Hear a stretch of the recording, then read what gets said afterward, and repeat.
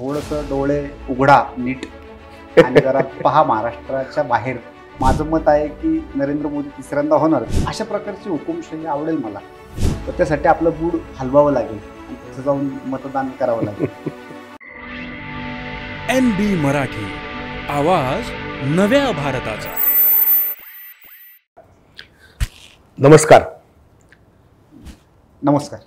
महाराष्ट्र समजणाऱ्या आणि महाराष्ट्रातील घटना घडामोडींवरती निखळ गप्पा मारण्याच्या या कार्यक्रमाच्या दुसऱ्या भागात तुम्हा मोजक्याच पण निवडक लोकांचं स्वागत आहे.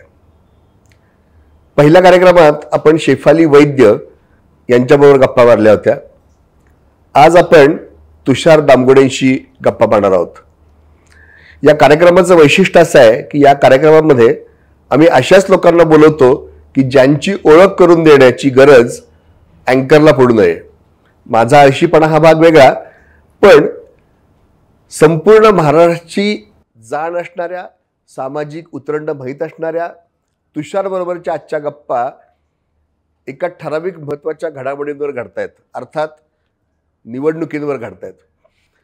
तुषार, मला खरंच सांग, महाराष्ट्रातली निवडणूक आहे का लोकसभेची निवडणूक आहे का काय? म्हणजे निवडणुकीचा मुद्दा काय? खऱ्या अर्थाने बघायला गेलं तर लोकसभेची निवडणूक हे देशाचं सामाजिक, राजकीय, आर्थिक, शैक्षणिक, परराष्ट्र धोरण, लष्करी सामर्थ्य या सगळ्यांच्या दृष्टिकोनातून असते. पण जर आपण आत्ता मराठी मीडियाचं कुठलाही चॅनल जर लावला तर तुम्हाला असं वाटेल की ही निवडणूक फक्त आणि फक्त माढा, सातारा, सांगली, कोल्हापूर, पुणे, शिरूर म्हणजे गावकी भावकीची पण नाही, नळन भाऊजी यांची झाली आणि ह्या 5-10 मतदारसंघांचाच फक्त आढावा घेणे. मग शरद पवारने टाकला डाव, मग संजय राऊत कडाडले, तुम्ही फार चांगलं बोलताय राव, टरबूजा काय म्हणाला वगैरे अशी चर्चा आहे, ते चिडले, असं बरंचसं काही त्याच्यामध्ये आपल्याला दिसतं. दुर्दैवाचा भाग आहे खऱ्या अर्थाने, कारण जवळपास 545 मतदारसंघांमध्ये देशातल्या ही निवडणूक सुरू आहे. पण आपल्याला अलाहाबादमध्ये नेमकं काय सुरू आहे, आसामच्या एखाद्या मतदारसंघामध्ये काय सुरू आहे, इकडं खाली साऊथला केरळमध्ये काय सुरू आहे, याचं कुठं मराठी मीडियावरती आपल्याला दर्शन दिसत नाही आहे. मराठी मीडिया संकुचित राहण्यामागं कदाचित ही त्यांची संकुचित वृत्ती कारणीभूत असावी असं मला वाटतं. तर हा अनाहूत सल्ला मी आमच्या प्रसारमाध्यमातील मराठी बांधवांना देतो. थोडंसं डोळे उघडा नीट आणि जरा पहा महाराष्ट्राच्या बाहेर, भारताकडे नीट. मुद्दा काय आहे हा एक प्रश्न होता. तर मुद्दा मी आत्ता म्हटल्याप्रमाणे, बाबा भारताचं पुढील परराष्ट्राशी काय धोरण असणार आहे, आपलं लष्करी सामर्थ्य काय असणार आहे, या सगळ्यांच्या भोवतीने खरं तर असायला हवं होतं. पण नेहमीप्रमाणे विरोधक हे कायम विरोधकाच्याच मोडमध्ये असल्याने मग एखादी चांगली गोष्ट होत असेल तर त्याचं कौतुक करण्याच्या ऐवजी नाही, आम्ही विरोधच करणार. म्हणजे आता CA सारखा जो कायदा आहे की ज्याच्याशी खरं बघायला गेलं तर काही विरोध असण्याचं काहीच कारण नव्हतं, पण त्याला देखील विरोध केलेला दिसतो. मग आता ही निवडणूक या सगळ्या राष्ट्रीय आणि परराष्ट्रीय मुद्द्यांवरून पुन्हा एकदा त्यांनी जातीय जनगणना करणे, त्याच्यातून समाजामध्ये काही तेढ निर्माण करता येईल का बघणे, मग काहीतरी खोटी आश्वासनं देणे की मी 1 लाख रुपये वर्षाला देईन. तर देईन काय, मी म्हणेल मी वर्षाला 1 कोटी रुपये देईन, पण ते कसे देणार याचं काही मॅप तुमच्याकडे आहे का? तो आत्ता सहज बोलता बोलता जातीय जनगणनेचा उल्लेख केला. आपण कॉलेजमध्ये असताना जी गोष्ट मला आठवली, त्यावेळी मंडल विरुद्ध कमंडल अशी निवडणूक झाली होती आणि मंडल कमिशनच्या त्या सगळ्या वातावरणामध्ये 2 वरचा भाजप 180च्या पुढे गेला होता एकूण त्या सगळ्या प्रकरणामध्ये. तर पुन्हा एकदा ध्रुवीकरण करणे, पोलरायझेशन करणे असा प्रकार भाजपकडून सुरू आहे का? राष्ट्रीय पातळीवरती जो आपल्याला पक्ष दिसतो काँग्रेस, त्याच्याकडून हा मुद्दा मांडला गेला आहे. कदाचित सर्व प्रकारचे प्रयत्न करून आता ते थकल्यामुळे कदाचित त्यांना असं वाटत असेल की बाबा आपण जातीय आधारावरती पुन्हा एकदा सत्ता काबीज करूयात का. तर मला त्याच्यामध्ये त्यांना असं सांगावंसं वाटतं की त्याच्यामध्ये देखील त्यांना अपयश येणार आहे. कारण नरेंद्र मोदी याआधी 2दा पंतप्रधान झाले आणि तिसऱ्यांदा देखील होणार एक काळ्या दगडावरची पांढरी रेगे. त्या हा व्यक्तीला ओव्हर कॉन्फिडन्स नाही, इंडिया शायनिंग परत वीर वाटत नाही, नाही. मी देखील या देशाचा नागरिक आहे आणि मला जे दिसतं आजूबाजूला, कदाचित मी वेगळ्या ठिकाणी पाहत असेल तर 4 जून त्याचं उत्तर देईलच. त्याशिवाय 2 जणांचे याच्यावरच्या कॉमेंट फार चांगल्या होत्या. ते म्हणाले निवडून येण्यासाठी 272 लागतात.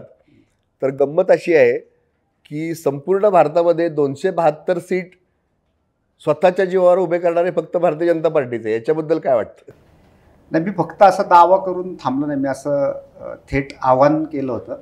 त्याच्यामध्ये काँग्रेसचे 2 पदाधिकारी आहेत, हा. सरचिटणीस आहेत हा. महाराष्ट्र राज्याचे.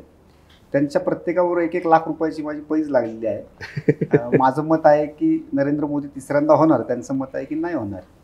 तर त्यामुळं नरेंद्र मोदींना होणं गरजेचं आहे आता. माझे सगळे पैसे त्यांच्याकडे आता राहील. मुद्दा पुन्हा एकदा की नरेंद्र मोदी नावाच्या एका महानायकाने आपल्याला दिसतं की जात, धर्म, प्रांत या सगळ्याच मुद्द्यांना बाजूला ठेवून या भारतावरती तुम्हाला सत्ता मिळवता येऊ शकते हे त्यांनी दोनदा दाखवून दिलं आहे. कारण आजपर्यंत मला असं नाही वाटत की नरेंद्र मोदींची जात कुठली याचा कोणी तपास केला.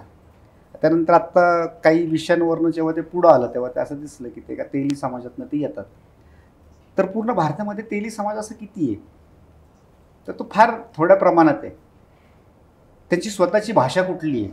तर गुजराती आहे. पण त्यांनी ती हिंदी बोलताना कधी अपपरभाव बाळगला नाही. आणि गुजरात बाहेरच्या व्यक्तींनी कधी असं समजलं नाही की अरे हे तर आपल्या राज्यातले नाही आहेत. म्हणजे आपल्याला दिसतं की इथल्या समाजाने ह्या सगळ्याच्या पलीकडे जात त्यांना आपला नेता म्हणून स्वीकारलेला आहे. त्यामुळं काही लोक जर असे काही प्लॅन्स रचत असतील की आपण जातीय जनगणनेच्या आधारे काही करू पाहू तर त्यांना त्यात अपयश येणार आहे. पण मग गेल्या 2 प्रदीर्घ विजय मिळवलेल्या निवडणुकांनंतर सुद्धा मोदी विशेषतः महाराष्ट्रामध्ये, बाहेर काय बोलतायत ते तुम्ही म्हणलात ते बरोबर आहे, आपल्याला सगळं माहीत नाही, पण विशेषतः महाराष्ट्रामध्ये ध्रुवीकरणाचा प्रयत्न करतायत असं वाटतंय. तर याच्या पाठीमागे ते त्यांचं तत्वज्ञान सांगतायत का ते त्यांना ध्रुवीकरण करायचंय? आपल्याला काय वाटतं? ध्रुवीकरणाचा आरोप जो आहे तो भारतीय जनता पक्ष, राष्ट्रीय स्वयंसेवक संघ, मोदी यांच्यावर कायम होत असतो. मग त्याचे ते जातीय धार्मिक ध्रुवीकरण करतात असा एक आरोप आहे. मी थोडंसं त्याच्यावरती आज हे देतो की मोदी ज्यावेळेस जन्माला देखील आले नव्हते, 15 ऑगस्ट 1947, त्यावेळी ज्या या देशाचे तुकडे झाले त्यावेळेस तर ज्यांना एकतेचं प्रतीक मानलं जातं असे पंडित जवाहरलाल नेहरू जिवंत होते, महात्मा गांधी देखील होते, बाबासाहेब आंबेडकर होते, आणखीन ह्या देशातले जे कोणी वल्लभभाई पटेलांपासून सगळे नावं घ्या ते सगळेच होते. मग त्यावेळेसचं जे जातीय धार्मिक ध्रुवीकरण झालं मग ते कोणी भाजपने केलं का? तर या देशामध्ये पूर्वीच्या काळापासून जेव्हापासून इस्लामने इथं पाय ठेवला, जेव्हापासून मिशनऱ्यांनी इथं पाय ठेवला तेव्हापासून इथं धार्मिक ध्रुवीकरण आहेच आहे, तो वाद आहेच आहे. इंग्लंडबरोबर मॅच जिंकल्यानंतर आपण जेवढे फटाके वाजवत नाही तेवढं आपण पाकिस्तानबरोबर वाजवतो का? तर ब्रिटिशांनी लूट करताना इथं धार्मिकतेच्या ऐवजी आर्थिक लूट करण्याकडे भर दिला. परंतु मुसलमानांनी मात्र फक्त आर्थिक लूट न करता त्यांनी आमची अस्मिता, आमचा धर्म या सगळ्यावर हल्ला केला. म्हणून ते जे आहे ते काही हिंदू मन अजूनही विसरलेलं नाही. आणि त्याच्यातून आपल्याला दिसतं की तो जो संघर्ष आहे हा प्रदीर्घ संघर्ष हा मागे पण होता, आजही आहे आणि पुढेही चालू राहणार आहे. कारण जेव्हा जेव्हा आमचा धर्म आणि आमचा कायदा हे समोरासमोर येणार त्यावेळेस तो टकराव झालेला दिसतो. त्याच्यामध्ये मोदी असोत नसोत, भाजप असो नसो, कारण राम मंदिर म्हणजे राम जन्म ते जे मंदिर होतं ते जेव्हा बाबराने पाडलं तेव्हा जगामध्ये अमेरिका नव्हती, CIA नव्हतं, मोसाद नव्हतं, इस्रायल नव्हतं, RSS नव्हते, मोदी पण नव्हते. बरोबर. बाबराला काही कोणी सांगितलं का? औरंगजेबाने जेव्हा धर्मांतर केलं कित्येक जणांचं, खुद्द शिवाजी महाराजांच्या नातींची लग्न जेव्हा त्यांनी मुसलमानांशी लावली त्यावेळेस तर हे सगळे कुणीच नव्हते. मग तुम्हाला असं दिसेल की हा जो आरोप आहे तर या कातडीखाली स्वतःचे हेतू लपवायचे आणि दुसऱ्याला तसं मानतं. पण मग उलट एका सकारात्मक, पण मी माझा जरा प्रश्न किंवा माझा मुद्दा परत फिरवून विचारतो. मी उलट एका सकारात्मक याच्याकडे तुम्हाला वेधू इच्छितो की एक राष्ट्रीय पक्ष जो पूर्वी काँग्रेस करत होतं ते आता भाजप करत आहे. ते कुठल्या अर्थाने? तर नागालँडमध्ये तेमजेंग अलॉंग असेल, लद्दाखमध्ये आपले पार्टीचे काही कार्यकर्ते आहेत, इकडे तेजस्वी सूर्य आहे, अण्णामलई आहे. या सगळ्यांची वेशभूषा, या सगळ्यांचा आहार, या सगळ्यांची भाषा, या सगळ्यांचा प्रांत हे सगळं वेगळं आहे. तरी देखील या चौघांना एकमेकांच्या प्रती आत्मीयता आहे. ती कशाच्यातून? तर यांची राजकीय विचारसरणी एक आहे की आमचा नेता एक आहे, आम्ही एका पक्षाचे सदस्य आहोत. मग तेजस्वी सूर्याला तेमजेंग अलॉंग हा बंधुवत वाटतो. तर खऱ्या अर्थाने बघायला गेलं तर ध्रुवीकरण करण्यापेक्षा ते खऱ्या अर्थाने तिथं समाजाचं एकत्रीकरण करतायत.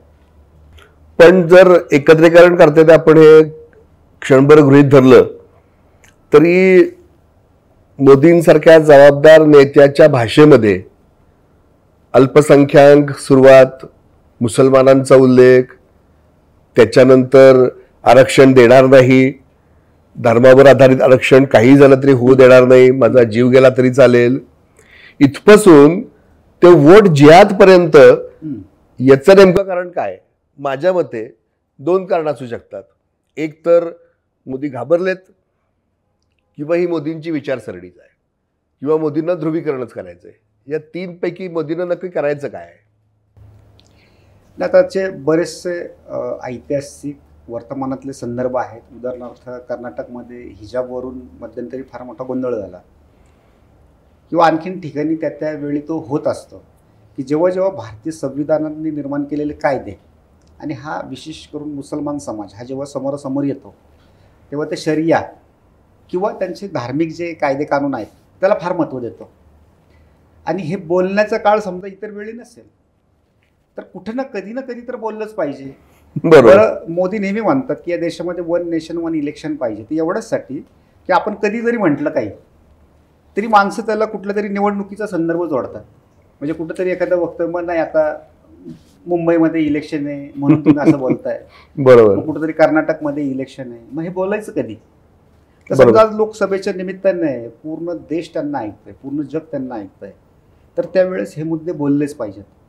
कारण फक्त तोंडी आम्ही भारतीय संविधान मानतो आणि बाबासाहेबांचा फोटो आणि काहीतरी हातामध्ये तिरंगा घेऊन येणे ही एक नवीन स्ट्रॅटेजी ती कधीतरी मोडून काढली पाहिजे. बरोबर. सीए विरुद्धच्या आंदोलनामध्ये तुम्हाला तिरंगा आणि ते शेतकरी आंदोलनामध्ये ते सगळे दिसले, परंतु मागण्या काय? त्याचे अर्बन नक्षलच्या आरोपामध्ये त्यांना सोडा, ह्याच त्या मागण्या होत्या ना. बरोबर, की ज्याचा शेतकऱ्यांशी काही संबंध नव्हता. तर हे कधीतरी तर बोलावं लागेल.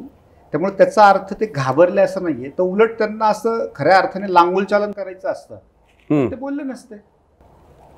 उलट त्यांनी अशी हिंमत दाखवली की हा विषय मी बोलणार, ह्याचं जे काही नुकसान असेल ते मी सहन करेन.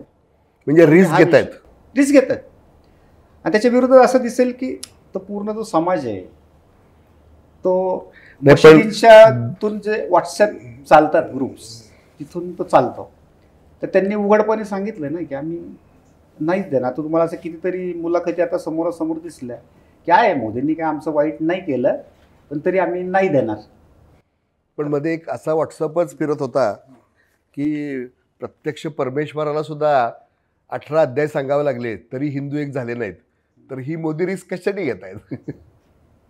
आता ते प्रत्येक एखादा जननायक असतो त्याला कधी ना कधी ती रिस्क घ्यावीच लागते. तर रिस्क जेवढी मोठी घेईल तेवढा तो मोठा होतो आणि मोदी ती कायम घेतात. म्हणजे उदाहरणार्थ आत्ता मागे एक छान मेसेज मी वाचला होता की एक त्यांनी टोपी घातली तर कदाचित काही कोटी मतं त्यांना मिळू शकतात, ते नाही घालत. पण त्याच्याऐवजी ते शिखांचं सरोपा घालतात. ती मतं तितकी आहेत का? मुसलमानांच्या तुलनेत ती कमी आहेत फार, पण तरी ते घालतात. कारण ते जे हिंदूंचं आणि शिखांचं बंधुत्व आहे ते अधोरेखित करण्यासाठी म्हणून ते घालतात. त्याच्या मागे मतच मिळावीत हा हेतू नसतो. तर हा जो सांस्कृतिक आपला बंध आहे तो तसाच जपायचा म्हणून ते करताना दिसतात. म्हणजे एका अर्थाने राजकारणाचा उपयोग राष्ट्रकारणासाठी करणारं फार मोठं नेतृत्व आज आपल्याला मोदींच्या रूपाने पाहायला मिळते असं म्हणायचं? 100%. कारण त्याशिवाय इथल्या जनतेने म्हणजे आपण बघितलं की गेल्या 20 वर्षामध्ये जसं सोशल मीडिया आणि तत्सम न्यूज चॅनल्स आले, अनेक स्टार एका रात्रीत झालेले बघितले.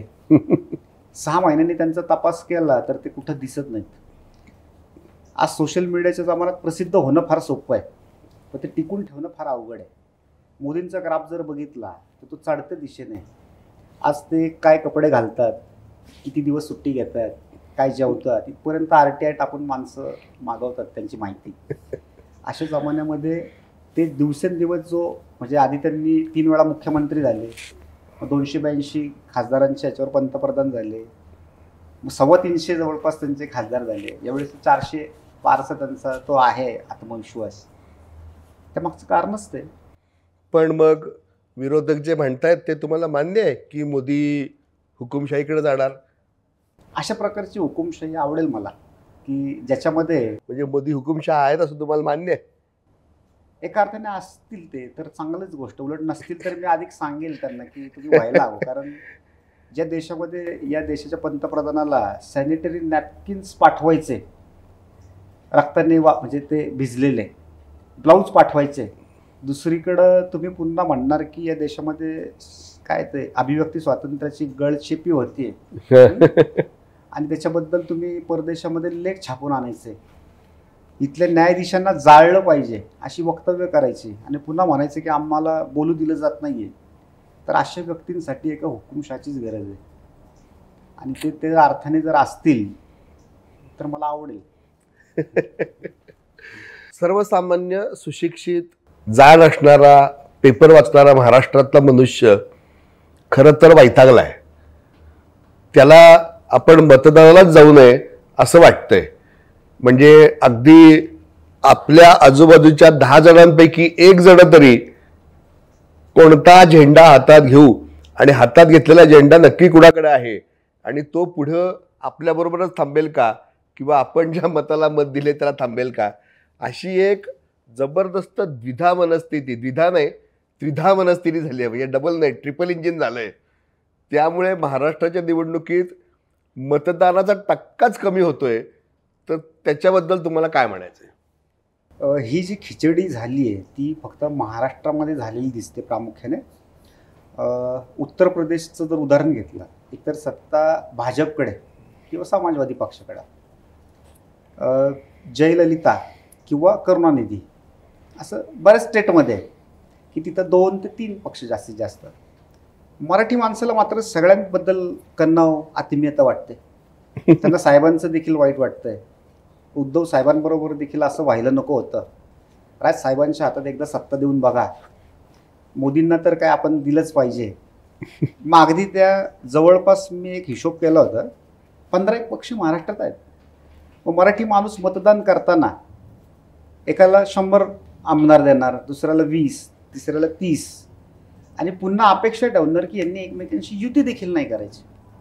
तर मी मराठी माणसाला असं म्हणतो की अगदी तुमच्या पसंतीचं जो कोणी असतील, राज ठाकरे असतील, उद्धव ठाकरे असतील, शरद पवार असतील, देवेंद्रजी फडणवीस असतील, आणखीन कोणी असेल, त्यातल्या कुणाला तरी एकाला तुम्ही सत्ता द्या आणि मग तुम्ही असं अपेक्षा करा की आता तू कुणाशी युती करू नको. एकतर ते तसं नसल्यामुळं ह्यांना ही सगळी जोडतोड करावी लागते. दुसरं की जर हे त्यांना दिसलं नाही तर त्यांना मग मतदान करायला उत्साह वाटत नाही. मग ही परिस्थिती नसेल तर एकतर काहीतरी प्रोत्साहन राहील की बाबा हा व्यक्ती आता काहीतरी चांगलं करेल किंवा वाईट करेल, जे काय असेल. मग त्यातनं कदाचित मतदानाची त्यांची टक्केवारी वाढू शकेल. दुसरं की आपल्या हिंदू मनाला म्हणजे घरी बसायचं, एक देशाचा जगाचा एक मॅप आणायचा, तो इंडोनेशियापासून तुर्कस्तानपर्यंत तो भगवा करायचा आणि मग असं अपेक्षा की आता हा अखंड हिंदुस्थान झाला पाहिजे. पण त्यासाठी आपलं बूड हलवावं लागेल आणि तिथं जाऊन मतदान करावं लागेल. किंवा आपल्याला असं वाटतं की या देशातलं जे म्हणजे असमानता आहे ती संपवण्यासाठी समान नागरी कायदा झाला पाहिजे. तर तो समान नागरी कायदा आणण्यासाठी तशी इच्छाशक्ती असलेलं एक सशक्त सरकार आपल्याला लागेल. त्यासाठी देखील आपल्याला बूड हलवावं लागेल, थोडंसं उन्हात छत्री घेऊन उभं राहावं लागेल. ज्याप्रमाणे अल्पसंख्याक समाज आपल्याला दिसतंय आता कित्येक क्लिप्समधून की हिरिरीने बाहेर पडतोय आणि तो मतदान करतो. आता तो कुठं करत असेल आपल्याला काही ओळखायची काही वेगळी काही जादू नाही आवश्यकता. तर हिंदू समाजाला अपेक्षित असलेले जे जे कायदे, जनसंख्या नियंत्रण असेल, समान नागरी कायदा असेल, पाकव्याप्त काश्मीर घेणं असेल, जगामध्ये आपलं स्थान उंचावणं असेल, आपले पायाभूत सुविधा आहेत ज्या त्या अजून बेहतर होण्यासाठीच्या ज्या गोष्टी आहेत ते करण्यासाठी एक सशक्त सरकार लागेल. आणि म्हणून मतदानाला बाहेर पाडा, बहुसंख्येने मतदान करा, सुयोग्य व्यक्ती निवडा, सुयोग्य पक्ष निवडा. कदाचित काही ठिकाणी व्यक्ती सुयोग्य असेल पण त्याचा पक्ष चुकीचा असू शकतो आणि तो जो शीर्ष नेता आहे तोच ठरवणार आहे की या देशाचं भवितव्य काय. म्हणून मी असं सुचवेल की नरेंद्र मोदींना मतदान करा, कमळाचे जे सहकारी आहेत त्या सगळ्यांना मतदान करा आणि आपलं जे 10 वर्षांचा जो आढावा आहे जो आपल्या सगळ्या डोळ्यांसमोर आहे तसंच आणखीन 5 वर्ष आपल्याला लाभोत ही सदिच्छा. शेवटचा प्रश्न, मोदी हुकुमशाही असतील का नाही सोडून देऊया, पण मोदी भारताची विशेषतः बाबासाहेब आंबेडकरांची घटना 100% बदलणार यावर तुला काय म्हणायचं? त्यांनी त्यांच्या भाषणामध्ये कित्येकदा स्पष्ट केलेलं आहे किंवा असं काही कुठली घटना बदलण्याचं कृत्य म्हणजे आम्हीच नाही तर इतर कोणी करूच शकत नाही, कारण तशी त्याची रचनाच नाही आहे.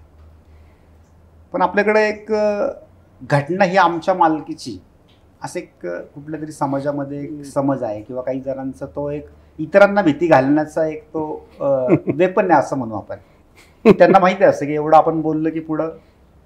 घटना ही काही मोहम्मद पैगंबरांनी निर्माण केलेलं कुराण नाही आहे की आज माझा हा दी एंड हा शब्द लिहिला तर इथून पुढं हे कधी अपरिवर्तनीय आहे असं नाही आहे. ते मुळात या देशाच्या घटनेची निर्मिती झाली की इथल्या बहुसंख्य नागरिकांनी त्यांना त्या त्या काळामध्ये त्यांना जे काही योग्य वाटेल ते स्वीकारणे, त्यासाठी आवश्यक असलेले बदल कायद्यामध्ये तत्समाच्यामध्ये करणे यासाठी झालेली आहे. बरं ते करताना काय म्हणजे माझ्या मनात आलं, एखाद्या कायदा मंत्र्याच्या मनात आलं आणि त्यांनी त्याच्यामध्ये लिहून ठेवलं असं नाही होत. तर त्याच्यावरती लोकसभा राज्यसभेमध्ये चर्चा होते, मग ते राष्ट्रपतींच्याकडे जातात, राष्ट्रपती देखील त्याच्यावर पुन्हा विचार करतात, मग ते पुन्हा एकदा जर त्यांना काही आक्षेप वाटला ते कनिष्ठ सभागृहाकडे पाठवतात, तरी पुन्हा एकदा कनिष्ठ सभागृहाने तो बिल पास केलं तर मात्र राष्ट्रपतींना सही करावी लागते. मग थोडक्यात की एका रात्रीत ते बदलत जात नाही. पण इथल्या बहुसंख्य जनतेला जर ते एखादी गोष्ट हवी असेल, त्यांना ती करायचीच असेल तर ते कोणी रोखू देखील शकत नाही. त्यामुळे ती जी काही भीती आहे एकतर ती अनाठाई आहे, दुसरं हे सगळं करण्यात आलं आहे असं प्रावधान ते देखील आपल्याच भल्यासाठी. कारण जसा काळ उलटत जातो तसं आणखीन काही गोष्टींची आवश्यकता भासते. जसं की उदाहरणार्थ माझ्या आजोबाच्या काळामध्ये जसे जगत होते तसं तर मी आज जगत नाही आहे. ते जसं स्वीकारलं तसं आपल्याला हे देखील स्वीकारावं लागेल. त्यामुळं अशा कुठल्या भीतीपोटी कोणी मतदान करू नये असं मला वाटतं. आज आपण इथेच थांबूया. पुन्हा अशाच गप्पा आपल्याला मारायच्या आहेत नव्या महाराष्ट्राच्या माहिती असणाऱ्या माणसाबद्दल. NB मराठी, आवाज नव्या भारताचा.